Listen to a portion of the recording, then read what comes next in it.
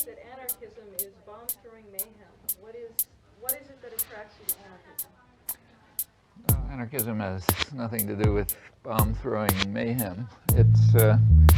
Anarchism is a point of view which, first of all, it covers a lot of things. You know, political rhetoric is not the clearest, it's not a model of clarity, and anarchism has covered quite a lot of ground. But the mainstream of it has just been the basic principle, which I think comes straight out of classical liberalism and the Enlightenment, that any form of authority and domination has a burden of proof to bear. It has to demonstrate that it's legitimate, no matter what it is, whether it's inside a family or the global economy.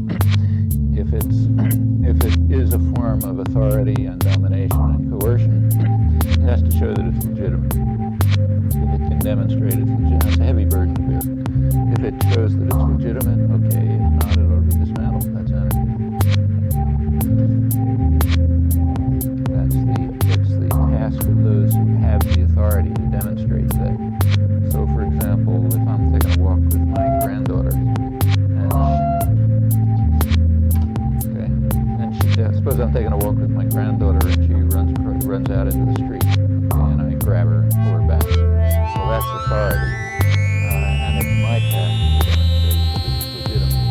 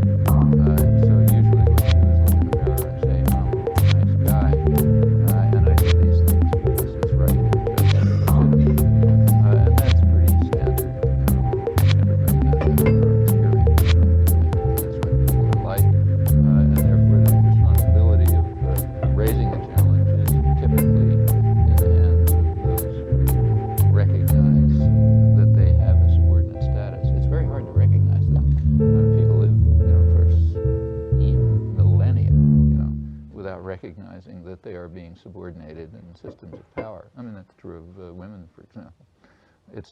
Or slaves, you know. I mean, most slave societies were accepted by the slaves as legitimate and in fact necessary. A large part, and the same is true of, for example, people who have jobs today in our society.